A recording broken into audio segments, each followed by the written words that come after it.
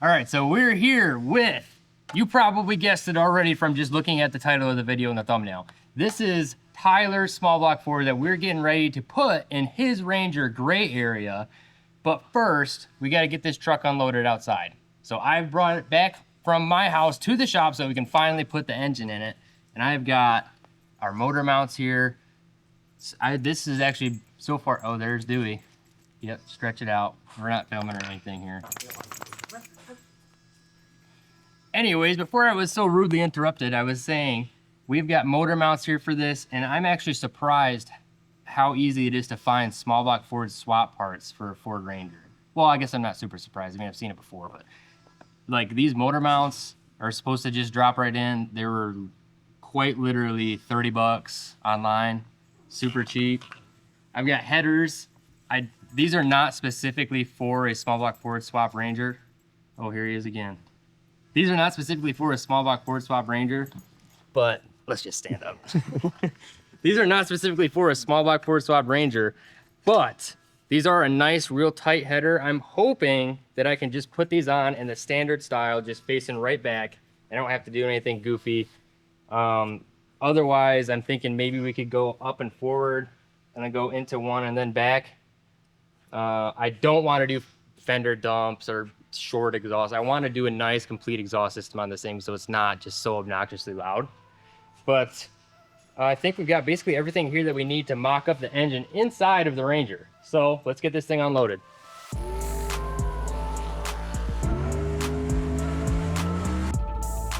can't believe we're driving this thing.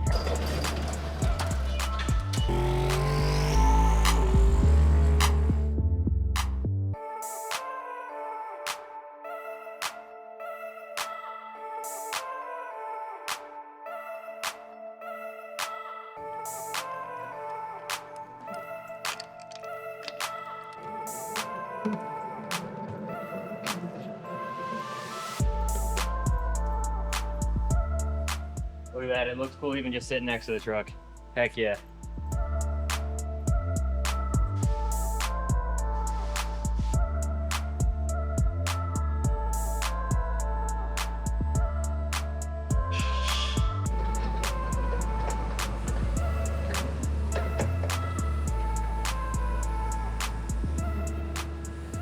That was some precision forklift driving. Just so you guys know, I'm forklift certified all 50 states.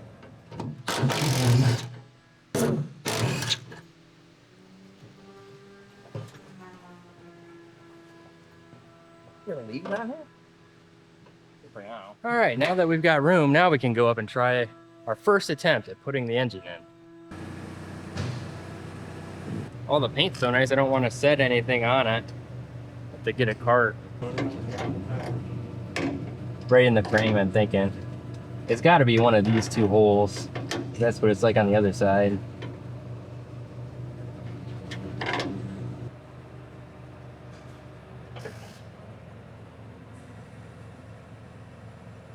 Clear? Clear. Yeah.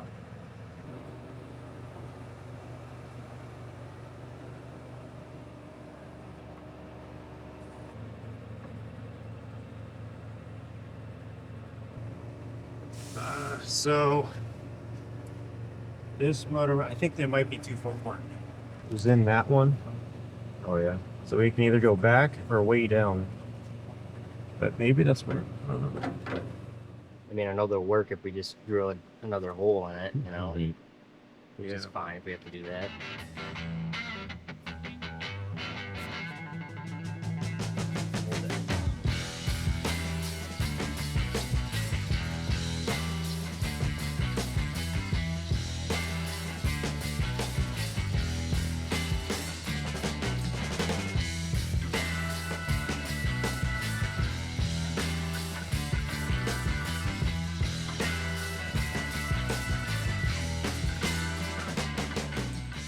Well, it turns out, imagine that. These $30 motor mounts didn't just bolt right on and work. Who would have ever guessed that that would have happened? Surely not me, but Surely not the guy that bought them. surely not the guy that bought and paid for them. No, it's all right. So I think what we just need, we're just missing a part because I was just looking online and I think what we're missing is the little square adapter plate. So Nate had the great idea he said, hey, why don't you just Google it, dummy? And I said, okay, you don't have to be so mean. And I found these little square plates. You'll notice every single kit online that's for a small block Ford Swap Ranger has these little plates. So I'm gonna try and find these little plates and see if that's gonna solve our issues. If it doesn't, then I'm just say screw it, throw everything away, and we'll just build our own motor mounts. Screw it, I can do it better than what these are, so.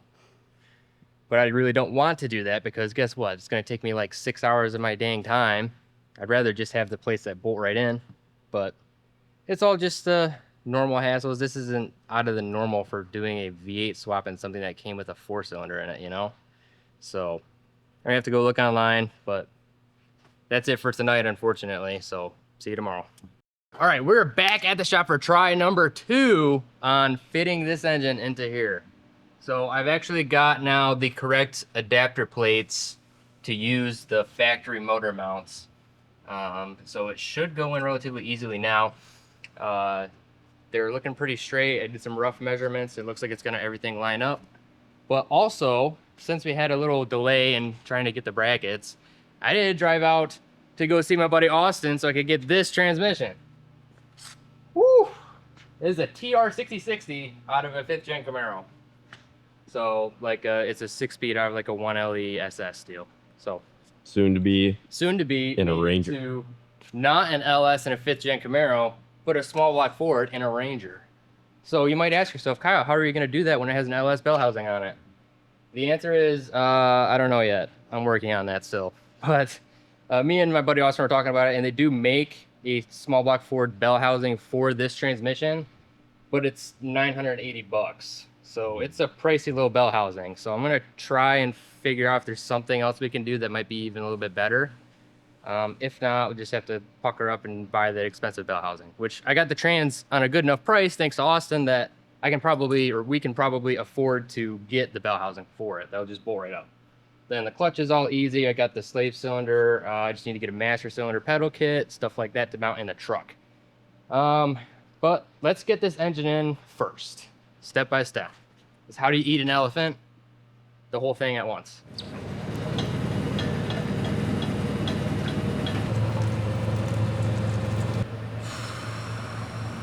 All right, in she goes.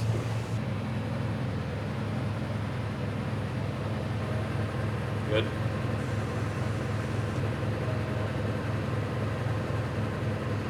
Going down. Good. Good. Down.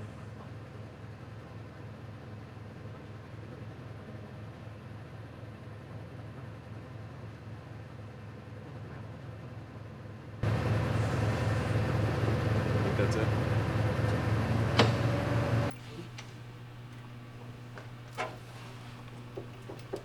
There we go. You got it started? Yeah. Hell yeah. There it goes. Like a glove.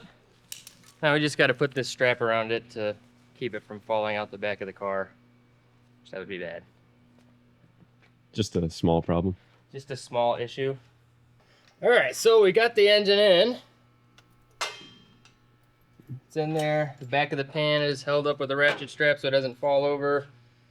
Now let's put this thing in the air, and ultimately what's going to determine where our motor mounts end up permanently is what the trans looks like in there. So I just need to get a rough idea what we're going to have to do to even fit that in there. So before I go and even buy a bell housing for that, I want to fit it up there and see how much modification it needs.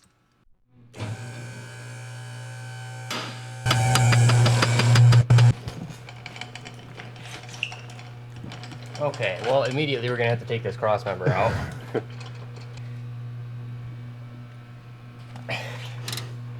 Apparently that bolt has never been taken out. That's not good. Welcome to Michigan. Welcome to Michigan. Even the restored cars, everything that's left on it is just stuck.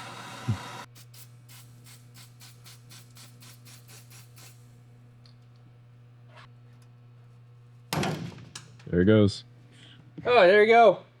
Can't be tight if it's broke.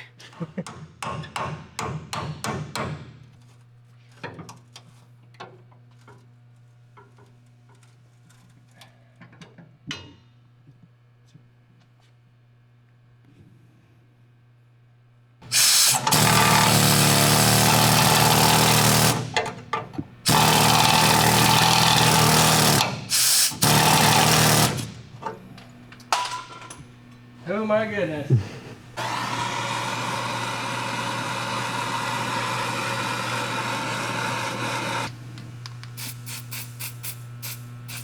All right, come on, baby. Oh, that one actually went. Look at that. Heck yeah, dude. I don't know what that was.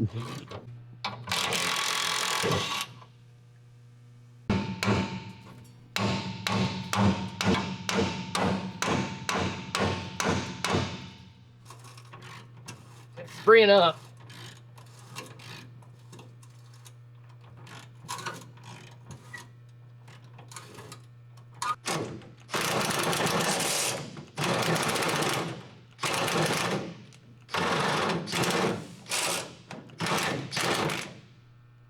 That one's just gotta be stuck in the bushing.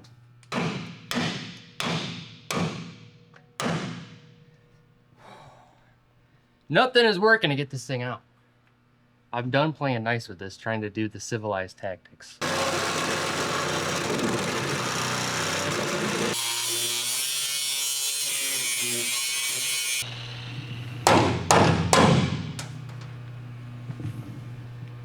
There's one. Sweet. I hate working on rusty cars, bro.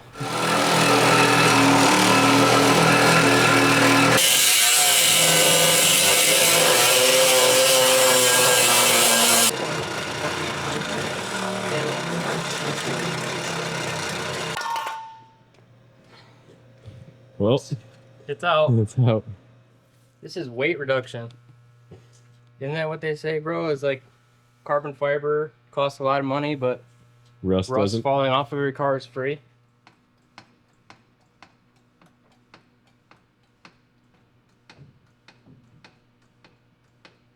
Too bad so far. Shifter's way out there, but We'll take that off. We're hitting right here already.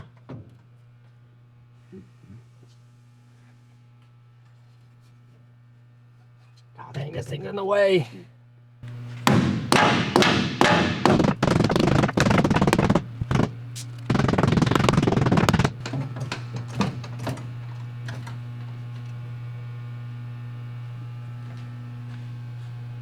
A little better. Time to get the big boy hammer. He ain't messing around. I'm not playing.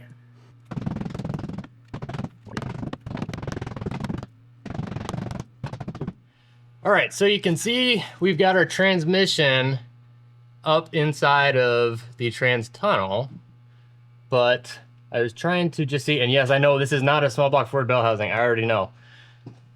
This is obviously gonna have to get taken off, but I wanted to get this up in here and see how rough it's gonna be, how much I'm gonna have to either cut out or beat out of it to get this transmission in here. And at this point, I got plenty of room over here. That's not the issue. The transmission needs to come about a ½ inch this way and go straight up and in, obviously. But I can't do that because I'm to the point of the floor here where it's got extra thick material. So I'm actually gonna end up probably cutting this section out, beating this out, and filling this with the fill panel.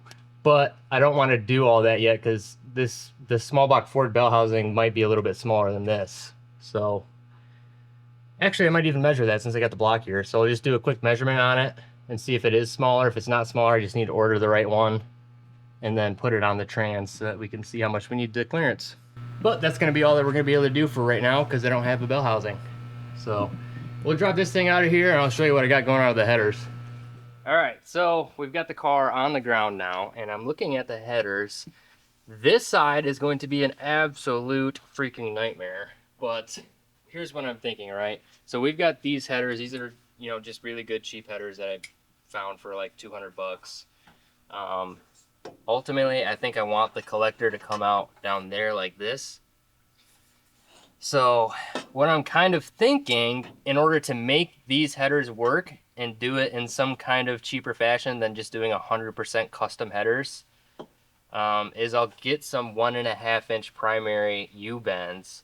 I'll cut the flange off, cut this like right here, cut this like right here, this one like right here, and so on. So that I'll mount my collector right where I want it down there, pointing down and away. And then I'll have a flange that'll bolt onto here, which I actually have some. And then I'll take their U-bends and I'll make each pipe there to there, there to there, there to there, and there to there. So that's kind of what I'm thinking for this side is gonna have to happen, but it's gonna be really tough because this steering box has to go right next to the oil filter. So the oil filter relocation is super easy. I'm not concerned about that. Just screw the filter off, put the relocation bracket on it, mount the filter, no biggie. But this big old steering box needs to go right here in this little divot, and that arm attaches to our steering wheel. So it has to go right through the middle of the headers in order to get the collector over here, which is kind of a big deal. But on the flip side, we have the passenger side, which this header is actually would be really easy to modify because this one part near, I mean, you can almost bolt it up right there, but obviously it's pointed right at the frame. No good. But all we would have to do to make this work and get this pointed down in the same direction as that side is basically cut this flange off, and we just need basically just need straight pipes right from here to the flange to make this header a little bit longer out this way. And maybe I'll put a little angle on it or something to try and get it away from the body. But that's kind of what I'm thinking on these headers in order to make something work. So in hindsight, oh, I probably should have just done an 8.2 deck, like a 347, and built one of those. Like what's in my car, just like the NA version. But I had this 351 block and everything laying around, and we wanted to use that. So they actually make just drop in, like swap in a box is what they call it, for a 302 for this truck, which is super easy. It comes with the pan, the mounts, the headers, the oil filter relocator, and it just falls in there. But the 351, not very many people are putting 351s in Rangers. It's all 302 based stuff because of the frame rail issue. Having an 8.2 deck versus, if you didn't know, a 351 Windsor is a 9.5 deck. So we're an inch and 300 thousandths taller deck height. This is 300 thousandths away from a big block Chevy deck height. So because we've moved our heads way up here and therefore closer to the frame, we can't just use the 302 swap headers. The other thing that I've read on some of the forums online is that people are using like they call it a tri-Y Shelby header. So it goes, you get your two primaries, it goes 2 to 1 and then 2 to 1. So it's 2 to 1, 2 to 1. Those mount right here and they hug the block really tight and come down right in here. And they run low. They're almost kind of like long tubes. I've seen people online. I saw one guy online back in like, this is the amazing thing about forums too, right? Because like you're reading stuff online that was written in like 2006, 2005. Some guy in 2000, the year 2000, before I was even born, did one of these swaps, and I saw on one of the forums, he used the tri-Y headers. That side, the driver's side actually fit with the steering column and everything in it. The driver's side, he had put pictures on, and he had to cut the frame out right here to get the header to clear, which I would be willing to do that if I knew exactly what headers he had, but there's 40 million different kinds of tri-Y headers, so that's another option. But I'm kind of looking for some wisdom from the comment section. If you guys could help me out and give me some advice, because I don't mind doing custom headers, like modifying these ones to work, but it's just gonna add, I mean, it's gonna add like another 2 days worth of work to get that done, versus if I get the tri-Ys or if I find the right ones, I can just cut the frame and have it done in 4 hours. Let me know what you guys think in the comments. If you know somebody or like you've done this before with the 351, not the 302, this is a 351, so it's the taller deck. If you've done this before, if you know someone that's done this before, let me know what they use for headers. I would really appreciate it. So that's kind of where we're at on this thing for now. So transmission is almost ready. It's gonna need a little bit more work. Engine is in, the engine is good. It's in a good location. This thing actually, once I got the motor mount relocation plates, this thing fit in here perfectly. And I mean, you could not get any closer to the pan to the cross member. And it's not touching. I did run a piece of paper through there and it's got 100 thousandths, maybe an eighth of an inch clearance in there, but super tight. So happy about that. The engine's in there nice and permanent. We just got to worry about the trans and the headers. So those are the two big things. Once we get the trans and the headers done, really this thing is downhill because those are the big two things that are going to take a lot of time to do. But like I said, let me know what you guys think with the header deal. Leave your comments below, and thanks for watching my channel, and we'll see you next time.